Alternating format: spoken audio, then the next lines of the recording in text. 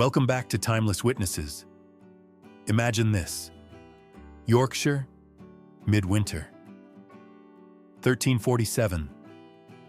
You lie in silence upon a bed of straw inside a weathered stone dwelling, its bones groaning in the wind, through every gap in the timber.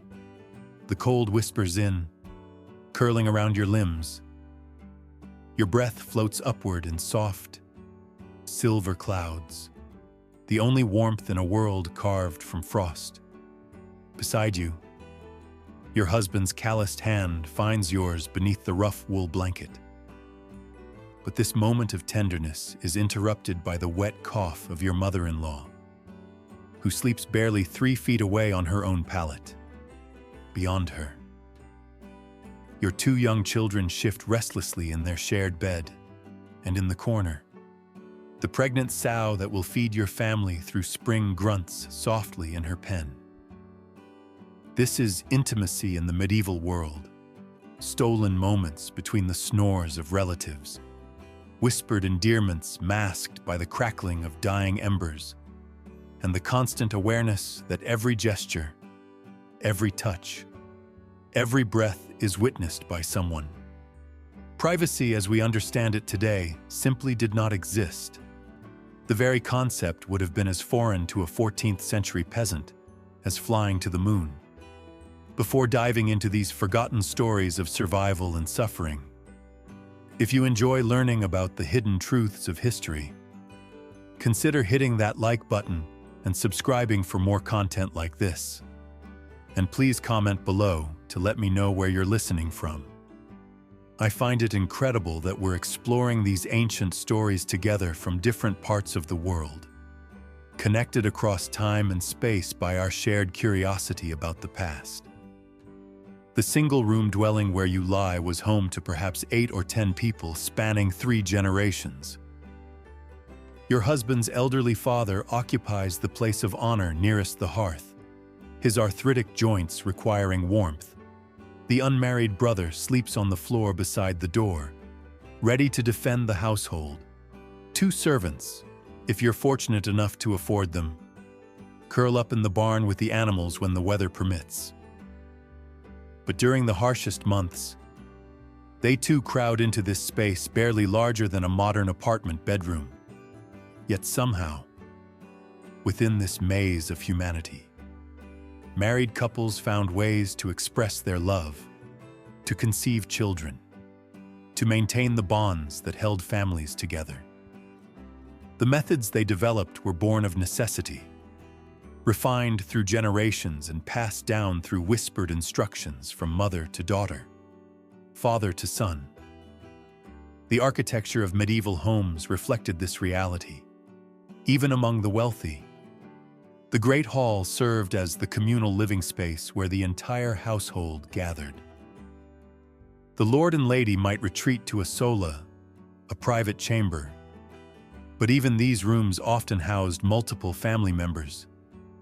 Archaeological evidence from 13th century manor houses in England reveals that most bedchambers contained multiple beds, sometimes separated by nothing more than hanging tapestries or wooden screens. In the peasant cottage, space was even more precious. The single room served as kitchen, workshop, dining hall, and bedroom. The hearth provided the only source of heat and light, making it the natural gathering place for all activities. Furniture was minimal, perhaps a table that could be disassembled when not in use, a few stools, and the precious beds that represented significant investments for most families. The bed itself was a marvel of medieval engineering, designed not for comfort, but for survival. The frame was built high off the ground to avoid drafts and rodents. The mattress, a generous term for what was often little more than a sack filled with straw, feathers, or rags, was covered with whatever fabric the family could afford. The wealthy might have linen sheets, while the poor made do with rough wool or hemp. Multiple families often owned a single set of bed linens, washed perhaps once a month if water was available. But the physical constraints were only part of the challenge. Medieval society operated according to strict social hierarchies and codes of conduct that governed every aspect of daily life. The church taught that sexual desire was sinful, to be indulged only within marriage and only for the purpose of procreation. Public displays of affection were frowned upon, and marital relations were expected to be conducted with discretion and modesty. These moral constraints created a complex web of unspoken rules and subtle communications. A married couple might signal their intentions through seemingly innocent gestures, a lingering touch when passing a cup of ale, a meaningful glance across the hearth, a whispered comment about checking the animals in the barn. These coded messages had to be interpreted correctly by the intended recipient, while remaining invisible to the watchful eyes of parents, siblings, and servants. The timing of intimate moments required careful choreography. Most households followed a rhythm dictated by the seasons and the demands of agricultural life. During harvest time, when everyone worked from dawn to dusk, exhaustion often trumped desire. Winter brought its own challenges, the cold that made undressing dangerous, the early darkness that compressed all activities into a few precious hours around the fire, and the close quarters that made every sound audible to sleeping family members. Spring offered the best opportunities for privacy. As the weather warmed and the days lengthened, couples could escape to the fields under the pretense of checking crops or gathering herbs. The forest provided secluded spots for clandestine meetings, though these excursions carried risks, bandits, wild animals, and the ever-present threat of discovery by neighbors who might gossip or report suspicious behavior to local authorities. Summer brought its own rhythm of opportunity and constraint. The long days of agricultural work meant that couples might find themselves alone in the fields during the heat of midday when others sought shade. But the harvest season also brought additional laborers, hired hands, relatives from neighboring villages, and migrant workers who further crowded the already cramped living spaces. The church calendar imposed additional restrictions on intimate relations. The medieval Catholic Church designated numerous feast days, fast days, and periods of penance during which marital relations were forbidden. Advent, Lent, and the weeks surrounding major religious holidays were times of mandatory abstinence.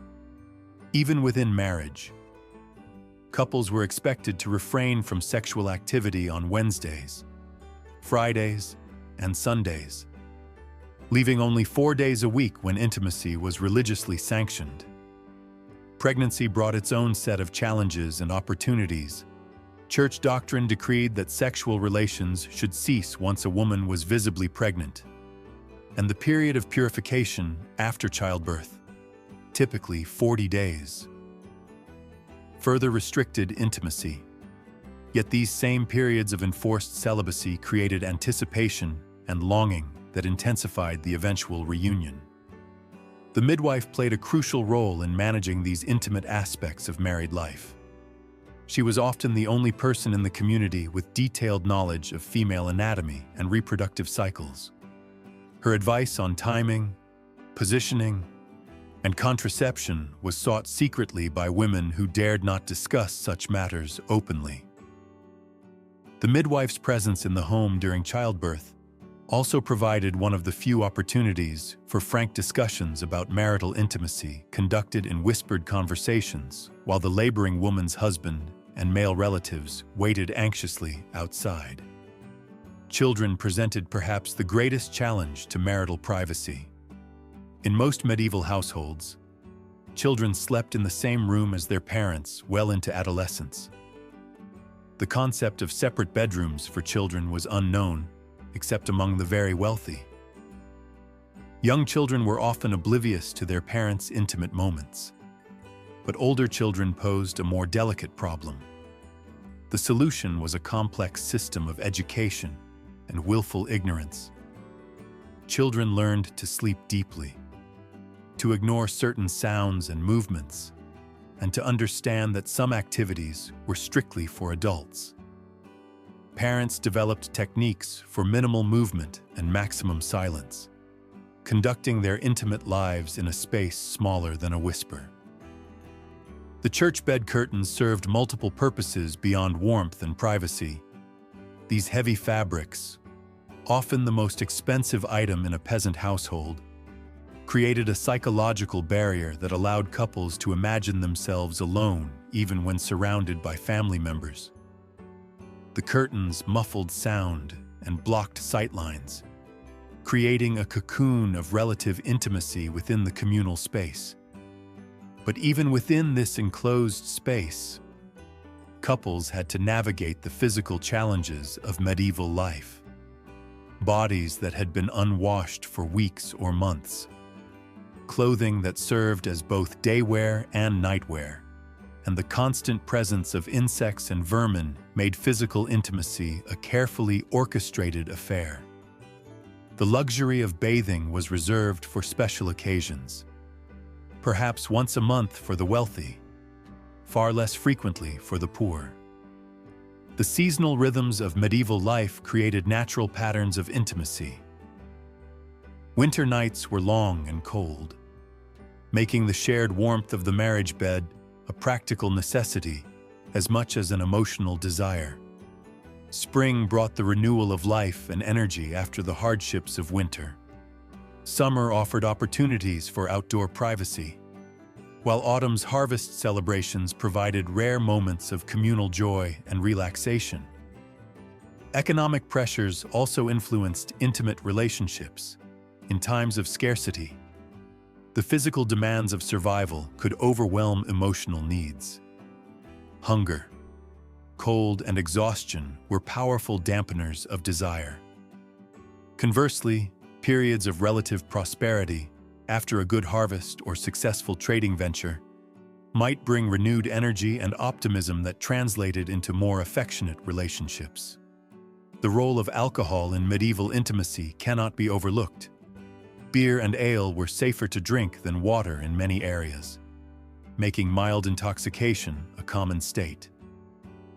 Wedding celebrations, harvest festivals, and religious holidays provided opportunities for couples to relax their usual restraints under the influence of alcohol.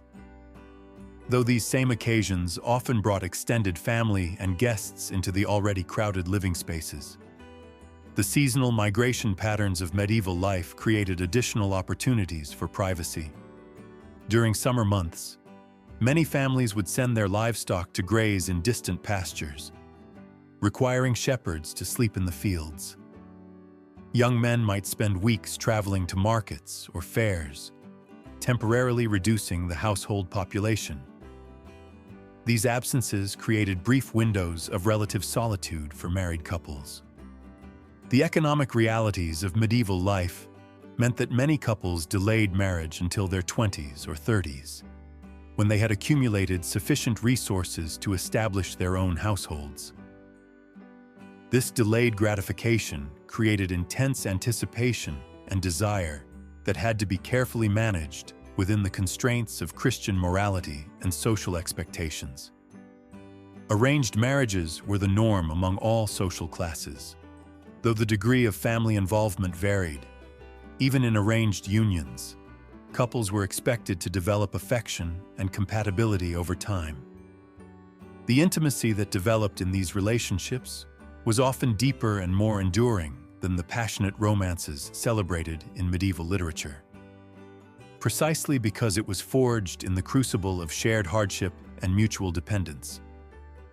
The legal framework of medieval marriage gave husbands significant authority over their wives' bodies and behavior. Canon law required wives to submit to their husbands' sexual demands, while simultaneously restricting those demands to reasonable frequency and purpose. These contradictory expectations created tension and ambiguity that couples had to navigate privately. The medieval understanding of female sexuality was heavily influenced by classical medical texts and Christian theology. Women were believed to be naturally more lustful than men, requiring constant vigilance and control. Yet the same texts acknowledged that female pleasure was necessary for conception, creating a complex web of desire and guilt that permeated intimate relationships. The practice of bundling, where courting couples were allowed to sleep in the same bed while fully clothed and sometimes bound together, demonstrates the elaborate methods medieval society developed to manage sexual desire within moral constraints.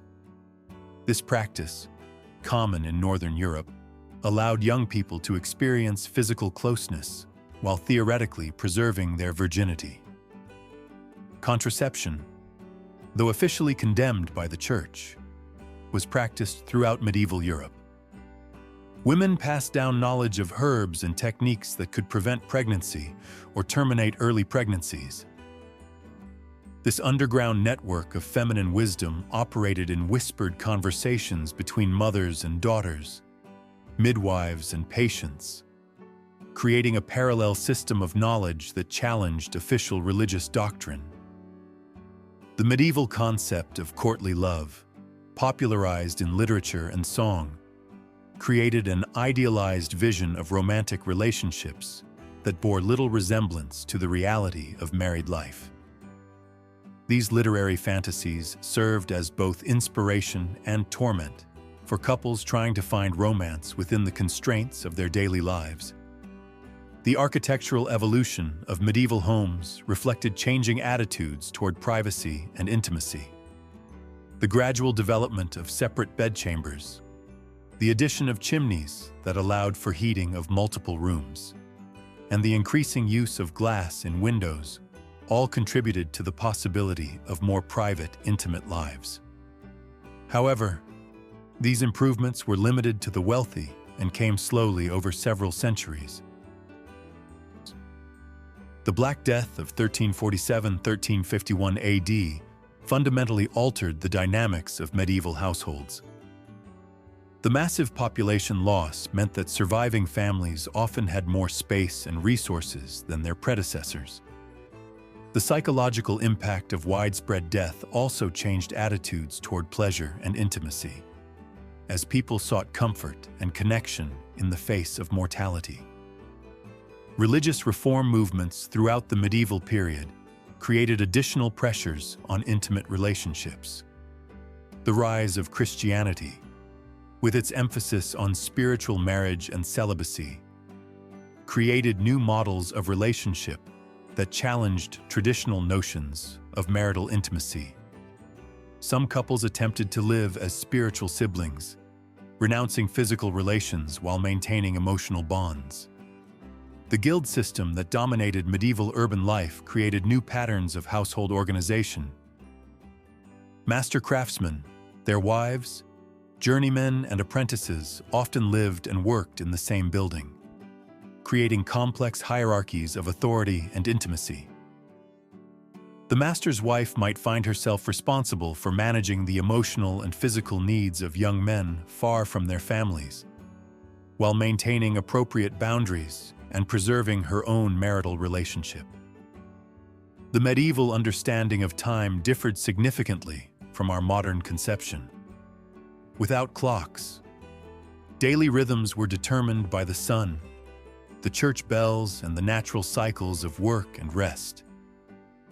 This organic approach to time created opportunities for spontaneous intimacy, but also made it difficult to plan private moments in advance. The role of music and storytelling in medieval intimacy cannot be underestimated.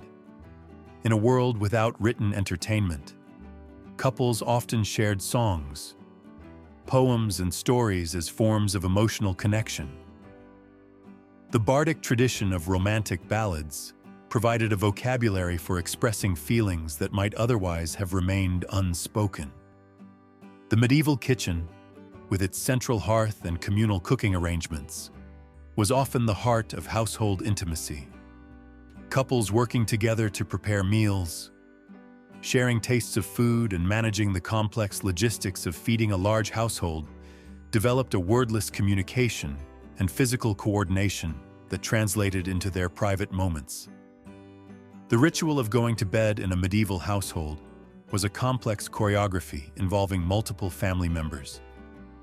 The order in which people retired, the arrangement of bedding, and the careful management of the dying fire all required coordination and understanding.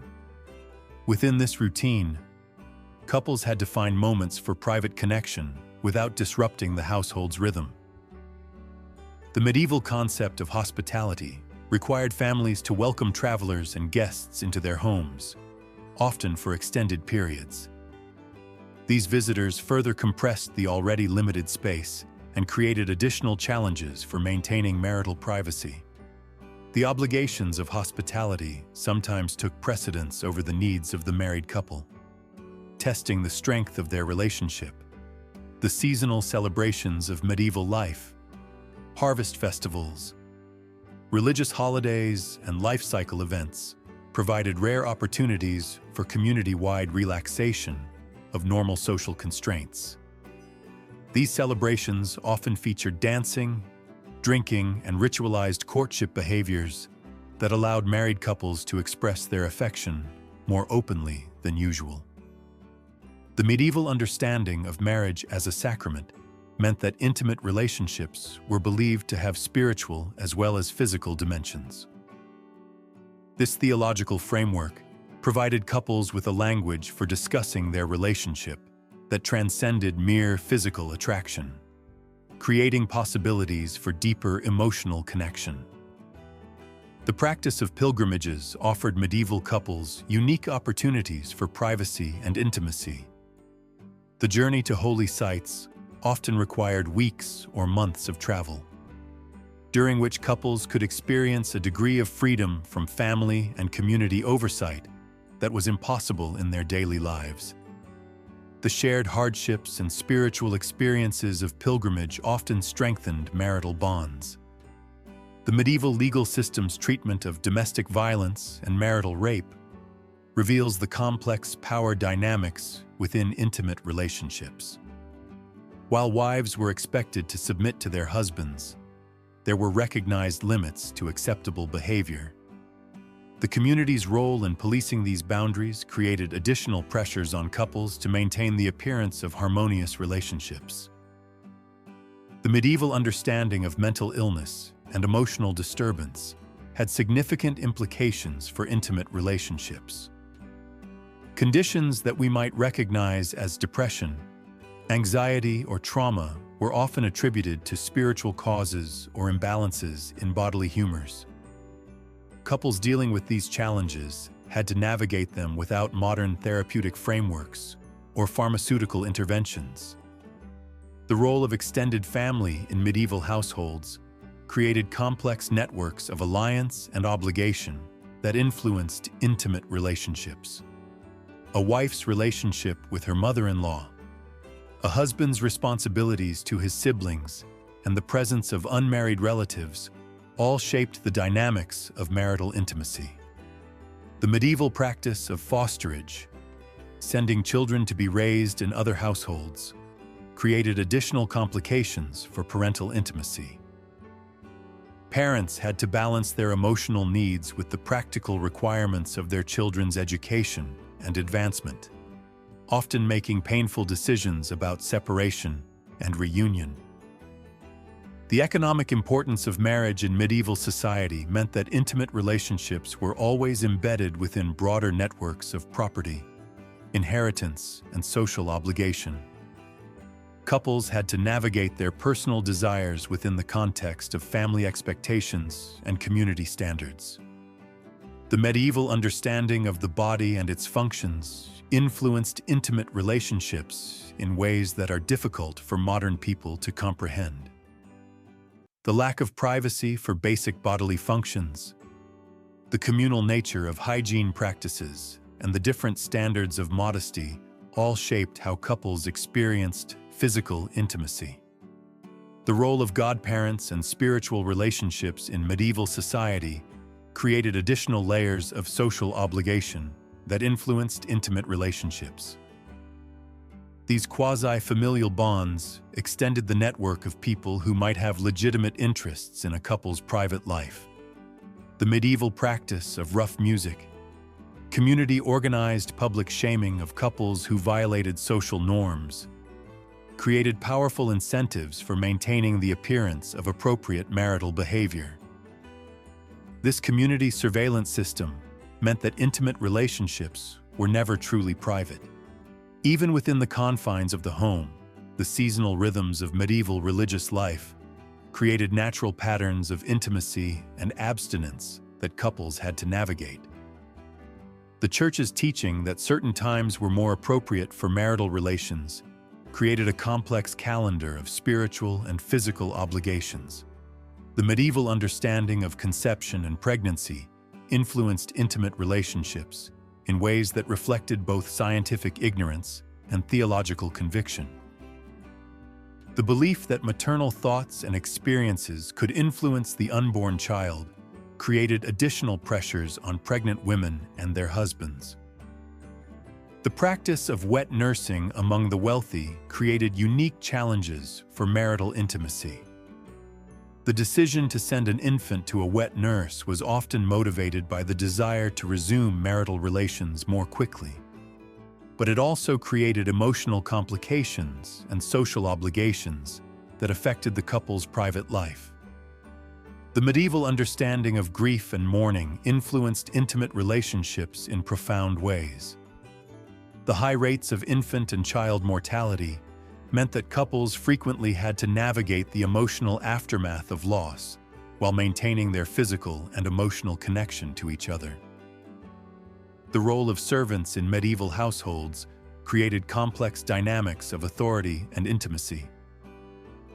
The presence of domestic staff who might witness private moments, the need to maintain appropriate boundaries with young servants, and the practical challenges of managing household labor all influenced how couples experienced their private lives. The medieval practice of arranged remarriage after the death of a spouse created unique challenges for developing new intimate relationships. Widows and widowers had to navigate the emotional complexities of forming new bonds while honoring the memory of their deceased partners. The medieval understanding of sin and redemption influenced intimate relationships in ways that created both constraint and possibility. The belief that marital intimacy could be sanctified through proper intention and behavior provided couples with a theological framework for understanding their physical relationship. The role of confession in medieval spiritual life meant that intimate relationships were subject to clerical scrutiny and guidance. The requirement to confess sexual sins to a priest created additional pressures on couples to conform to religious expectations while maintaining their private bond.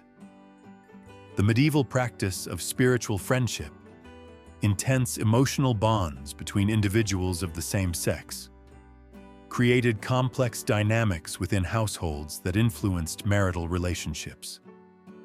These friendships provided emotional outlets that both complemented and sometimes competed with spousal bonds. The medieval understanding of honor and reputation influenced intimate relationships in ways that extended far beyond the private sphere. A couple's ability to maintain the appearance of proper marital behavior was essential to their social standing and economic opportunities. The seasonal patterns of medieval warfare created unique challenges for maintaining intimate relationships. The departure of men for military campaigns, the arrival of soldiers seeking shelter, and the constant threat of violence all influenced how couples experienced their private lives. The medieval practice of apprenticeship and service created complex household dynamics that influenced intimate relationships. The presence of young people from other families, the responsibilities of masters and mistresses for their charges, and the emotional complications of quasi-parental relationships all shaped the context of marital intimacy. The medieval understanding of old age and its effects on intimate relationships reflected both practical realities and cultural expectations.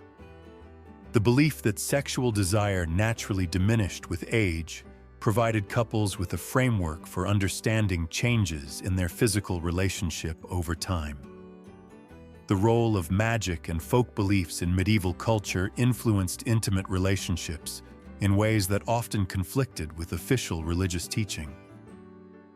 The use of love potions, fertility charms, and protective amulets created alternative frameworks for understanding and managing marital intimacy. The medieval practice of pilgrimage created unique opportunities for spiritual and physical intimacy. The shared experience of religious devotion, the temporary freedom from social constraints, and the physical demands of travel all influenced how couples related to each other during these journeys. The medieval understanding of dreams and their significance influenced intimate relationships in ways that reflected both psychological insight and theological conviction. The belief that dreams could reveal divine will or demonic temptation created additional layers of meaning in couples' private experiences. The seasonal celebrations of medieval life provided rare opportunities for community-wide relaxation of normal social constraints. These festivals often featured ritualized courtship behaviors, dancing, and that allowed married couples to express their affection more openly than usual. The medieval practice of dowry and bride price created economic frameworks for intimate relationships that influenced how couples understood their mutual obligations. The exchange of property and resources at marriage created practical bonds that complemented emotional connections.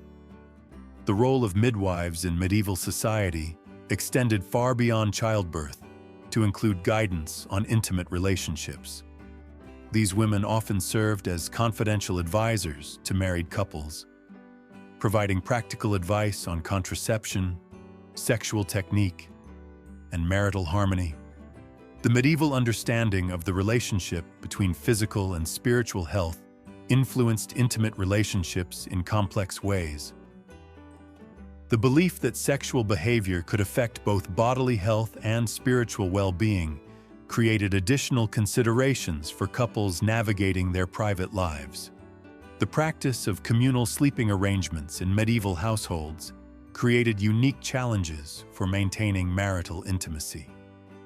The need to share beds with children, relatives, and servants required couples to develop subtle communication systems and exceptional discretion. The medieval understanding of female sexuality reflected both medical ignorance and theological conviction. The belief that women were naturally more lustful than men created contradictory expectations that couples had to navigate in their private relationships. The role of gossip and community surveillance in medieval society meant that intimate relationships were always subject to public scrutiny. The need to maintain reputation and social standing created additional pressures on couples to conform to community expectations. The medieval practice of trial marriage, cohabitation before formal wedding ceremonies, created unique opportunities for couples to develop intimate relationships while maintaining some degree of social acceptability. These arrangements often lasted for years before formal marriage vows were exchanged. The seasonal rhythms of medieval agricultural life created natural patterns of intimacy that reflected the cycles of work and rest.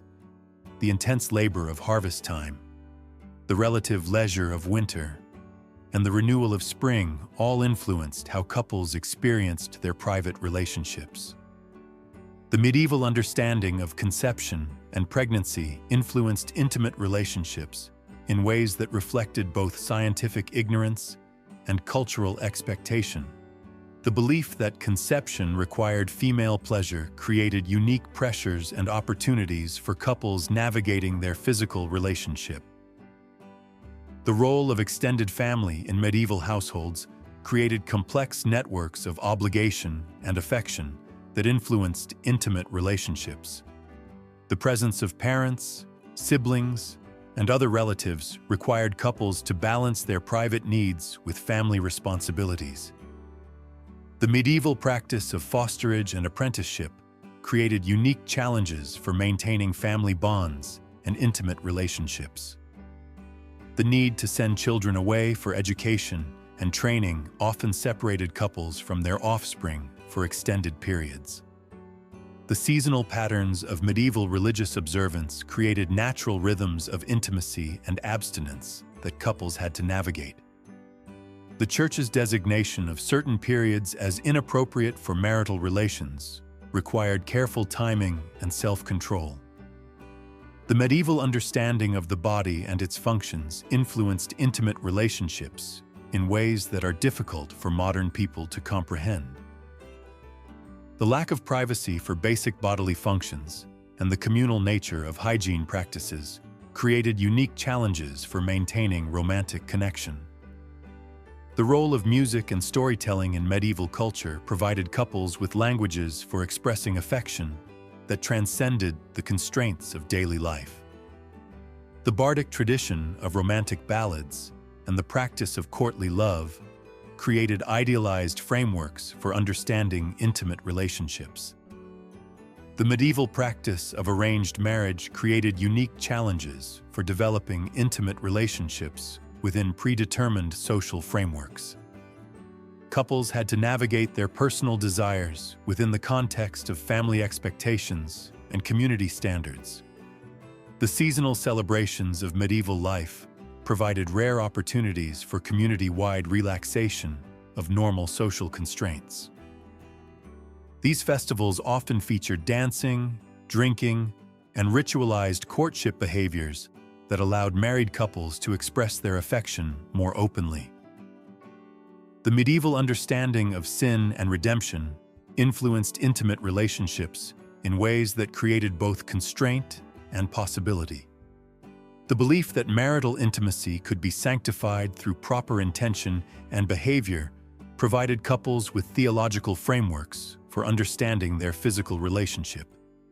And so, as the fire dies down in that Yorkshire cottage in 1347 AD, and the wind continues to howl through the timber walls, you and your husband find ways to love each other that transcend the cramped quarters and watching eyes. Your intimacy is measured not in stolen hours of privacy, but in the gentle pressure of fingers intertwined beneath rough wool, in the shared breath that mingles in the cold air, in the unspoken understanding that this moment, however brief, however witnessed, belongs to you alone.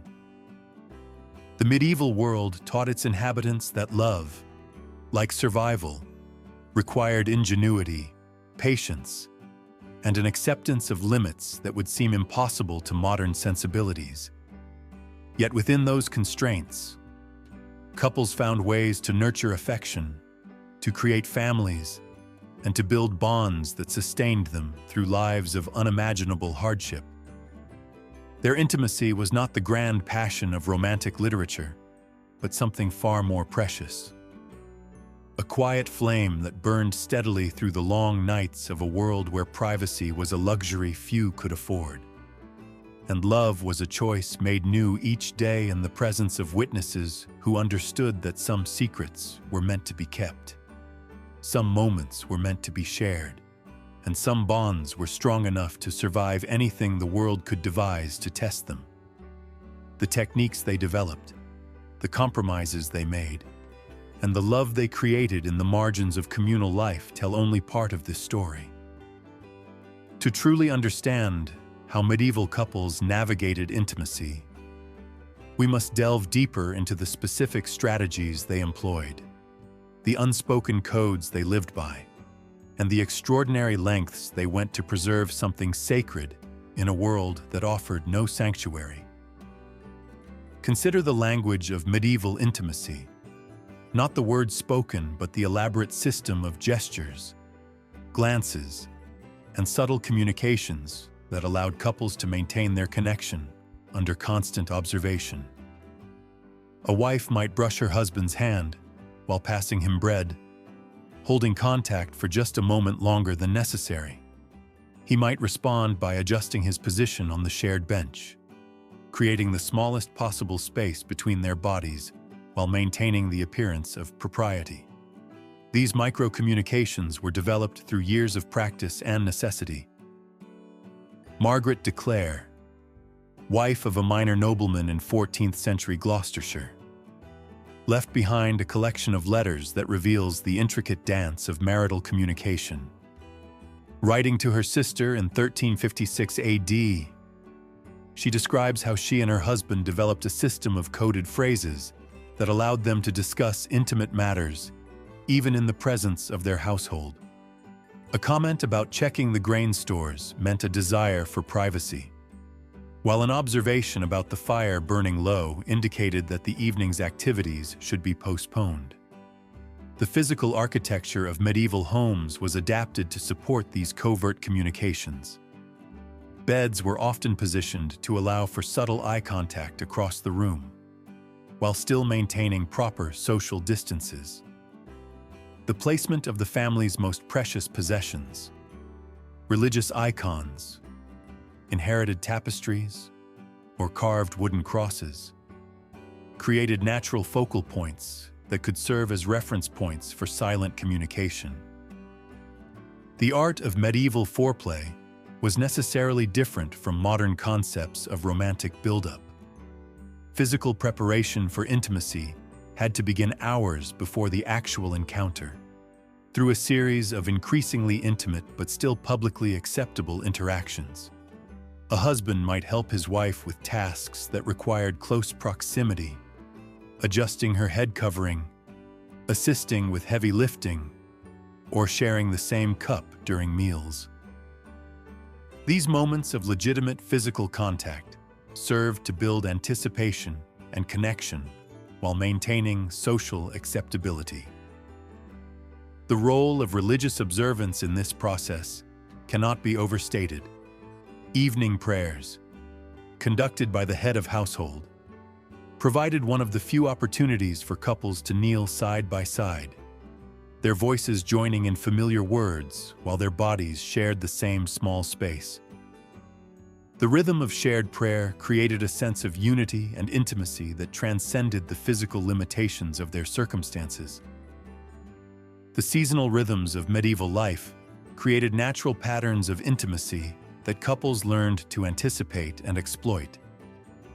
Spring brought not only agricultural renewal, but also the opportunity for couples to work together in the fields, their bodies moving in harmony as they planted seeds or tended young crops.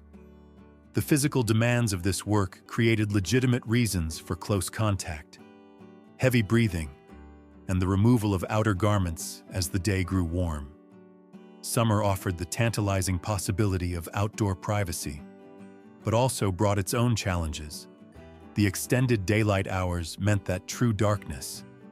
The traditional cover for intimate activities came later and lasted for fewer hours. Couples had to learn to find intimacy in the twilight hours, when the household was settling into sleep. But complete darkness had not yet fallen. The harvest season created a unique set of opportunities and obstacles. The intense physical demands of gathering crops often left couples too exhausted for intimate connection. But the communal nature of harvest work also created opportunities for couples to slip away from the main group under the pretense of checking distant fields or gathering specific crops that grew in more secluded locations. Winter intimacy was perhaps the most challenging to navigate. The cold that made undressing dangerous also made the shared warmth of the marriage bed a practical necessity. Couples learned to find pleasure in the simple act of sharing body heat, their intimacy constrained by the multiple layers of clothing that served as protection against the bitter cold. The medieval understanding of time played a crucial role in these intimate relationships. Without mechanical clocks, the rhythm of daily life was determined by the sun, the church bells, and the natural cycles of work and rest. This organic approach to time meant that couples could not schedule intimate moments with precision, but it also created opportunities for spontaneous connection when circumstances unexpectedly aligned. The sound of the church bells that marked the hours also served as a communication system for intimate relationships. The bell for lords at dawn signaled the beginning of the day's work and the end of the night's privacy. The bell for vespers in the evening marked the approach of the time when intimate activities might be possible. Couples learned to interpret these oral cues as part of the complex choreography of their private lives. The medieval practice of communal bathing created unique opportunities for marital intimacy. Though full immersion baths were rare luxuries, the weekly ritual of washing face and hands provided couples with legitimate reasons to handle each other's bodies with care and attention. The act of helping a spouse wash their hair or clean hard-to-reach areas became a form of intimate service that was both practical and emotionally meaningful. The preparation of food offered another avenue for intimate connection. In a world where hunger was a constant threat, the act of sharing specially prepared foods became a form of love language.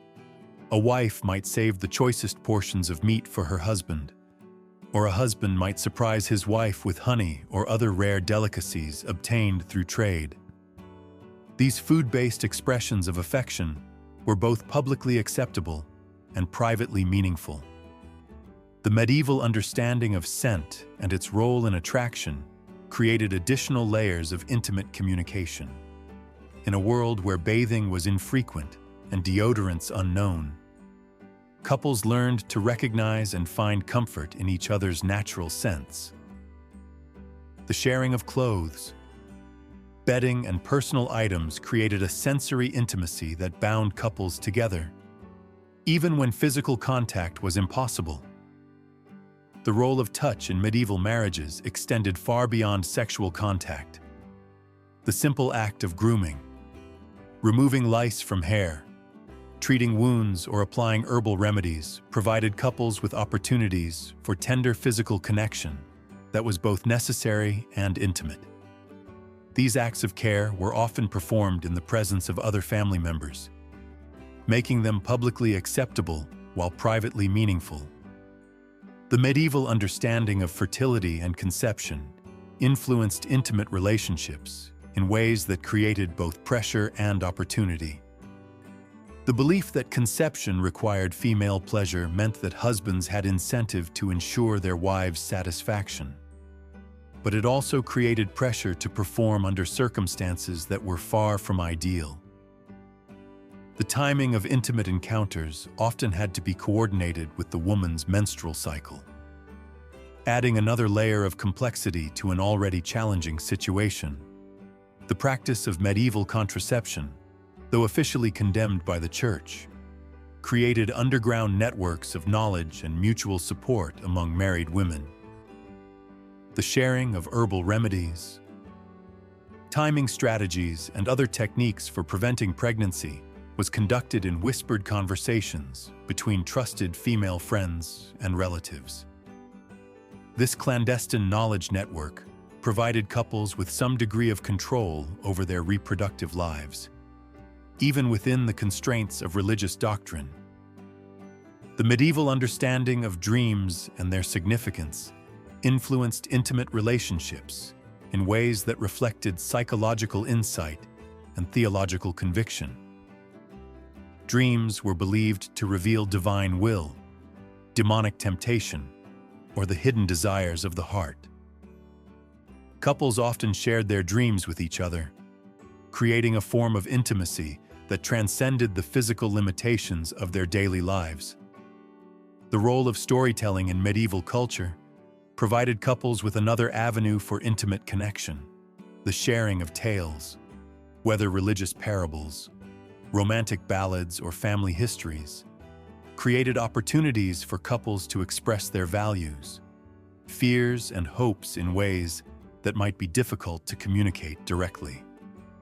The act of listening to a beloved partner's voice in the darkness, even surrounded by sleeping family members, created a form of auditory intimacy that was both private and profound.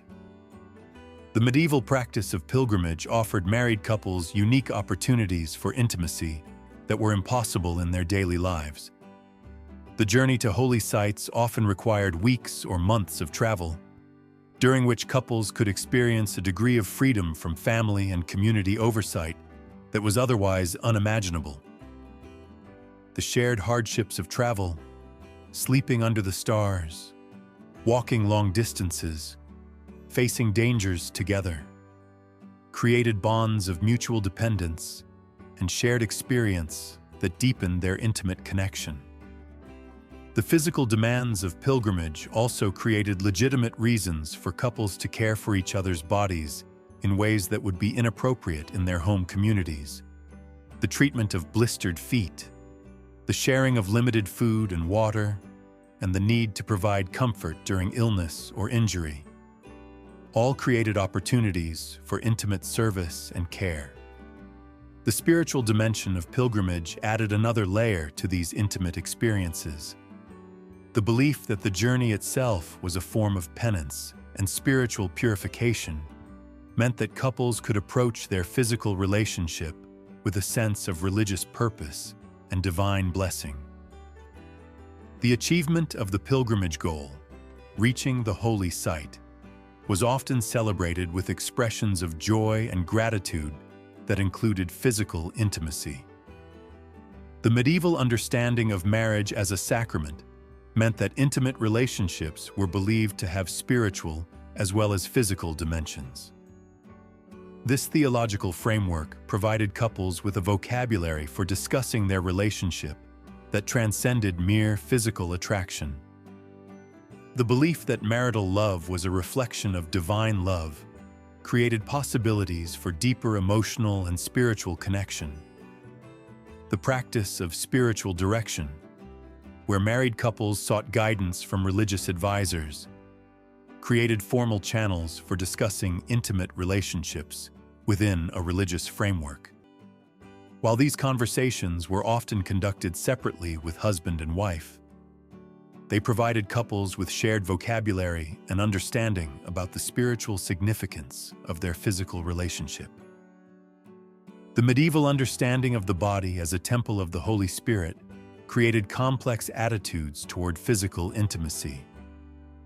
The belief that the body was sacred meant that intimate relationships should be conducted with reverence and respect, but it also created anxiety about the potential for sinful pleasure. Couples had to navigate these theological complexities while maintaining their physical and emotional connection. The role of confession in medieval spiritual life meant that intimate relationships were subject to clerical scrutiny and guidance. The requirement to confess sexual sins to a priest created additional pressure on couples to conform to religious expectations, but it also provided opportunities for couples to receive guidance and absolution for their struggles with desire and temptation.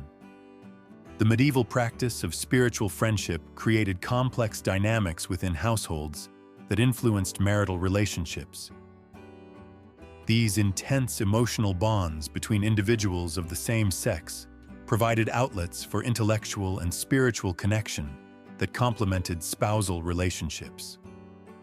The balance between spiritual friendship and marital intimacy required careful navigation to avoid jealousy or social scandal. The seasonal patterns of medieval religious observance created natural rhythms of intimacy and abstinence that couples had to learn to navigate. The Church's designation of Advent, Lent, and other periods as inappropriate for marital relations required couples to develop strategies for maintaining emotional connection during times of physical separation. The medieval understanding of suffering as a path to spiritual growth influenced how couples approached the challenges of intimate relationships. The belief that hardship could lead to greater spiritual understanding meant that couples might interpret their struggles with privacy and intimacy as opportunities for spiritual development, rather than simply as problems to be solved.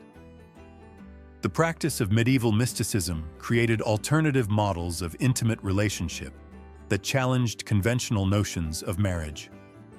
The example of spiritual marriages, where couples renounced physical relations while maintaining emotional bonds, provided some couples with frameworks for understanding their relationship in purely spiritual terms.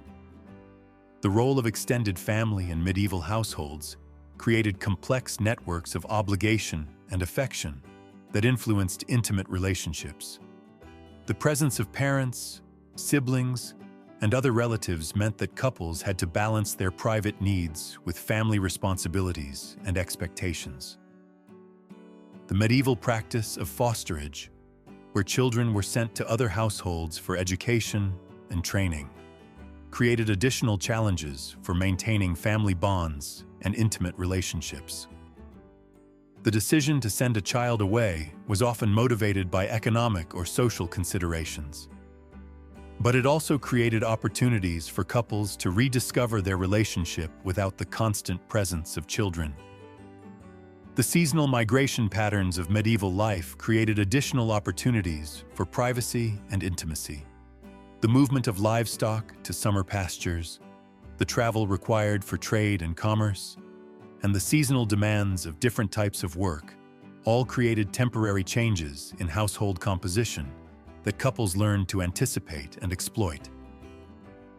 The medieval understanding of hospitality required families to welcome travelers and guests into their homes, often for extended periods.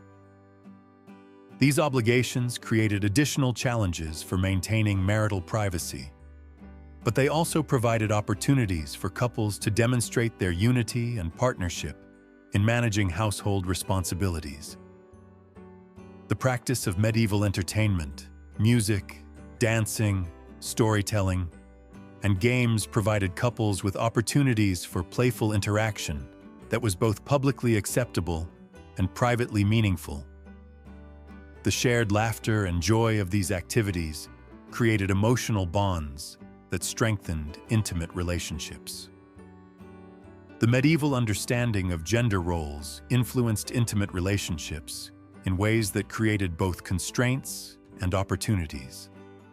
The expectation that wives should be submissive to their husbands created power imbalances that affected intimate relationships.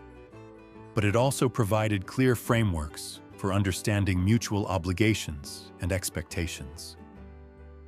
The practice of medieval courtship, even within arranged marriages, created opportunities for couples to develop emotional connections before and after their wedding.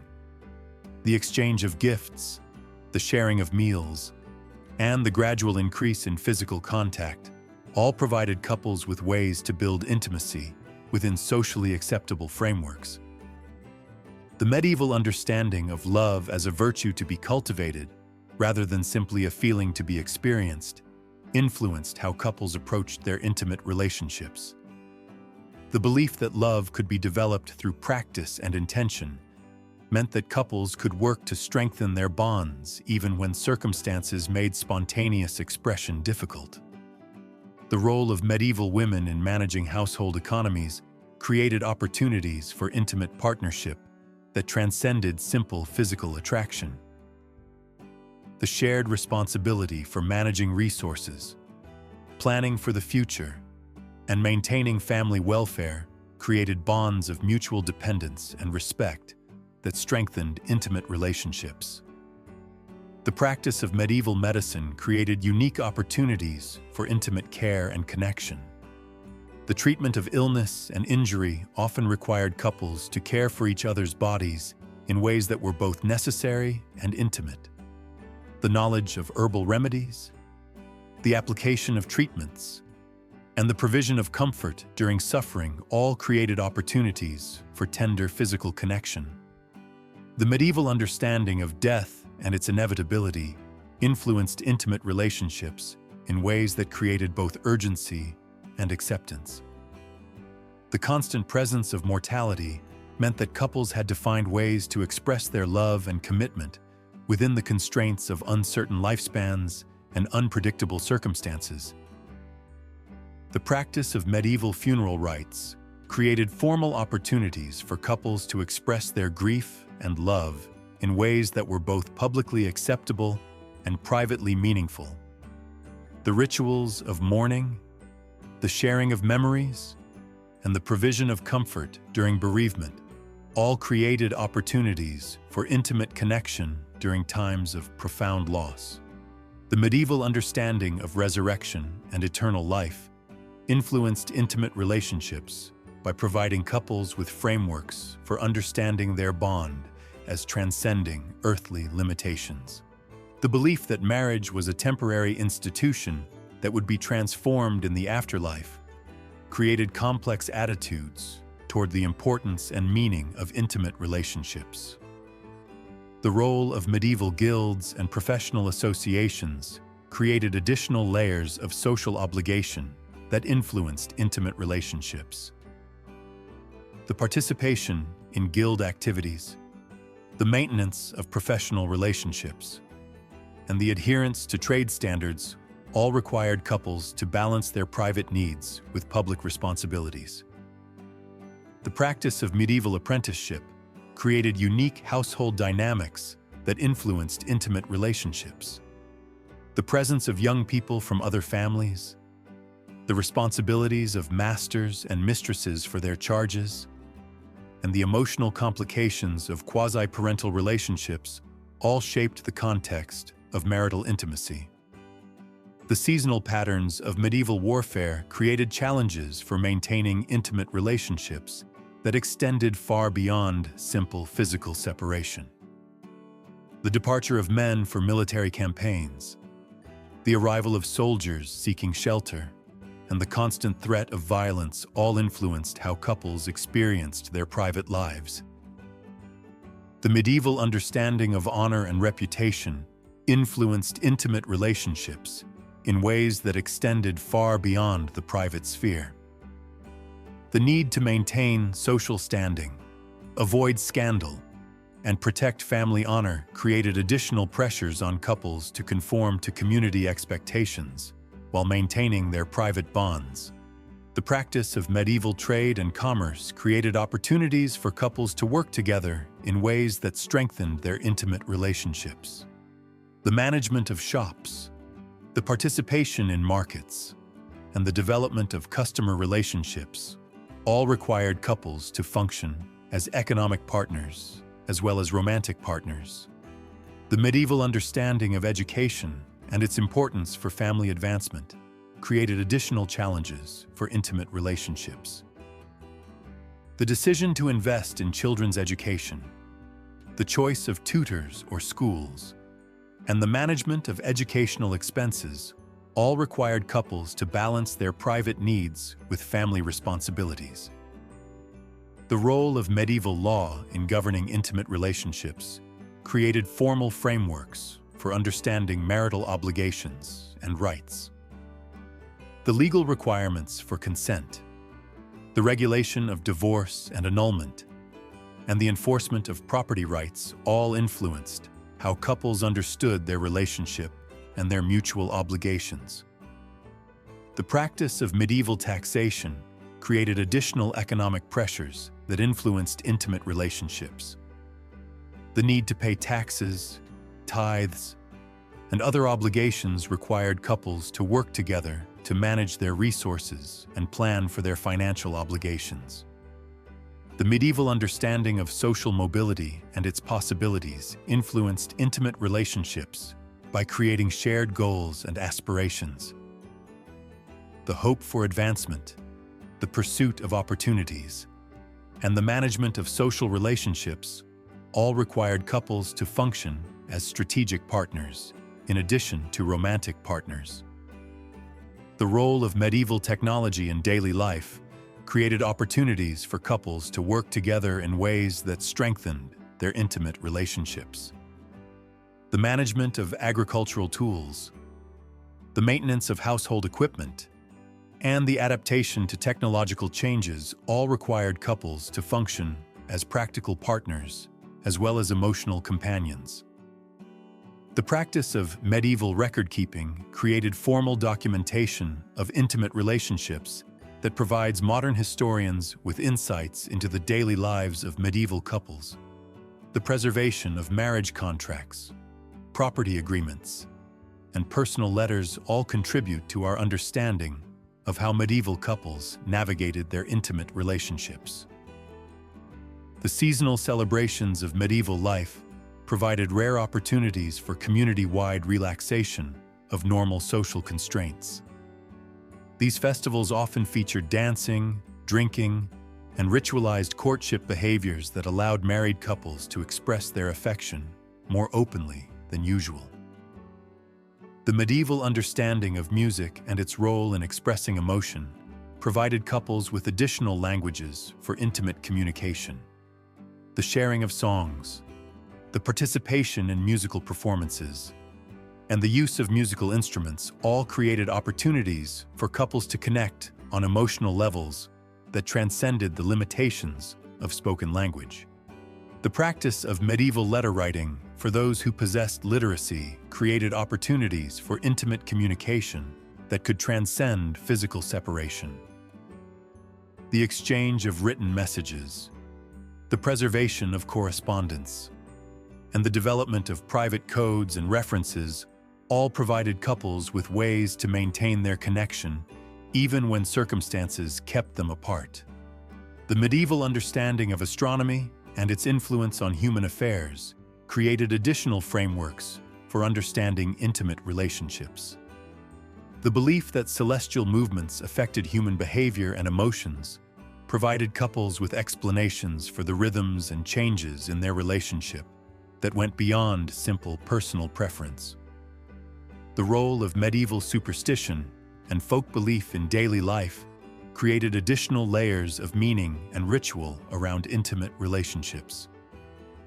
The use of charms, the observance of lucky and unlucky days, and the practice of protective rituals all provided couples with ways to understand and influence their intimate connection.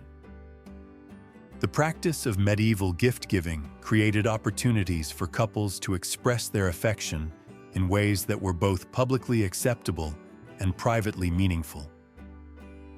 The exchange of personal items, the creation of objects, and the provision of special foods or treats all served as languages of love that could operate within the constraints of medieval social expectations. The medieval understanding of memory and its importance for maintaining relationships created additional pressures and opportunities for intimate connection. The need to remember important dates, shared experiences, and mutual obligations all required couples to maintain active engagement with their relationship history and shared identity. The practice of medieval storytelling provided couples with opportunities to create shared narratives about their relationship that could strengthen their intimate bond. The development of private jokes, the sharing of family stories, and the creation of mutual mythology all provided couples with ways to understand their relationship as unique and special. The seasonal rhythms of medieval religious life created natural patterns of intimacy that reflected the Church's understanding of appropriate times for different types of spiritual and physical activity. The observance of feast days, fast days, and periods of penance all influenced how couples experienced their intimate relationship within the broader context of Christian life. The medieval understanding of community and its role in supporting individual relationships created networks of mutual obligation and support that influenced intimate relationships. The participation in community activities, the provision of mutual aid, and the maintenance of neighborhood relationships all required couples to balance their private needs with their public responsibilities. The practice of medieval dispute resolution created formal mechanisms for addressing conflicts that might arise within intimate relationships. The use of mediation, the intervention of religious authorities, and the application of customary law all provided couples with ways to resolve their differences without destroying their relationship. The medieval understanding of virtue and its cultivation influenced intimate relationships. By providing couples with shared goals and standards for their behavior, the pursuit of Christian virtues, the avoidance of sin, and the development of moral character all created frameworks for understanding the purpose and meaning of intimate relationships. The role of medieval literature and its portrayal of love and romance created cultural expectations and ideals that influenced how couples understood their intimate relationships. The example of courtly love, the celebration of romantic devotion, and the exploration of the tensions between passion and duty all provided couples with vocabularies for understanding their own experiences. The practice of medieval pilgrimage created opportunities for couples to experience their relationship in new contexts that could deepen their intimate connection. The shared journey, the common goal, and the temporary freedom from normal social constraints all provided couples with ways to rediscover and strengthen their bond. The medieval understanding of healing and its connection to spiritual well-being influenced intimate relationships by creating opportunities for couples to care for each other in ways that were both practical and emotionally meaningful. The treatment of illness, the provision of comfort during suffering, and the celebration of recovery all created opportunities for intimate connection and mutual service. The seasonal patterns of medieval agricultural life created natural rhythms of work and rest that influenced intimate relationships. The intense activity of planting and harvest seasons, the relative leisure of winter months, and the renewal of spring all provided couples with different opportunities and challenges for maintaining their intimate connection. The medieval understanding of time and its passage influenced intimate relationships by creating awareness of the temporary nature of earthly life and the importance of making the most of available opportunities for connection and love.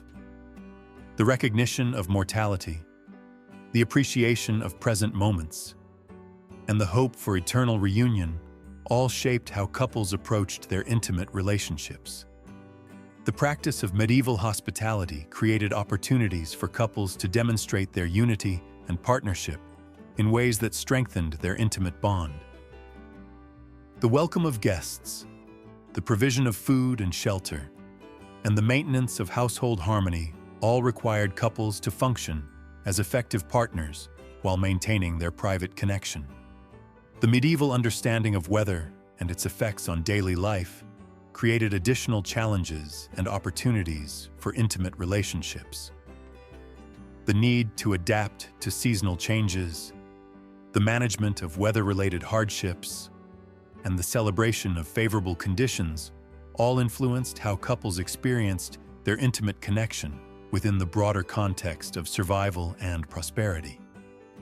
The role of medieval animals in daily life created additional contexts for intimate relationships that reflected the interconnectedness of human and natural worlds.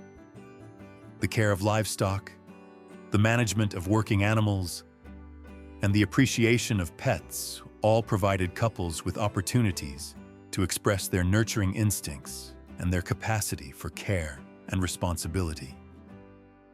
The practice of medieval craftsmanship created opportunities for couples to work together in ways that combined practical necessity with artistic expression. The creation of household objects, the maintenance of tools and equipment, and the development of skilled techniques all provided couples with ways to collaborate that strengthened their intimate partnership. The medieval understanding of beauty and its role in human experience influenced intimate relationships by creating shared appreciation for the aesthetic dimensions of life, the enjoyment of music, the appreciation of visual beauty, and the celebration of artistic achievement all provided couples with ways to connect on levels that transcended the merely practical aspects of their relationship. The seasonal celebrations of medieval life provided opportunities for couples to participate in community activities that strengthened their intimate bond while fulfilling their social obligations. The observance of religious holidays, the participation in seasonal festivals, and the maintenance of cultural traditions all created contexts for couples to express their unity and shared identity. The medieval understanding of mystery and its role in human experience influenced intimate relationships by creating awareness that some aspects of love and connection transcended rational understanding. The acceptance of mystery, the appreciation of the unknown, and the celebration of the inexplicable all provided couples with ways to approach their intimate relationship with wonder and reverence. The practice of medieval prayer and meditation created opportunities for couples to share spiritual experiences that deepen their intimate connection.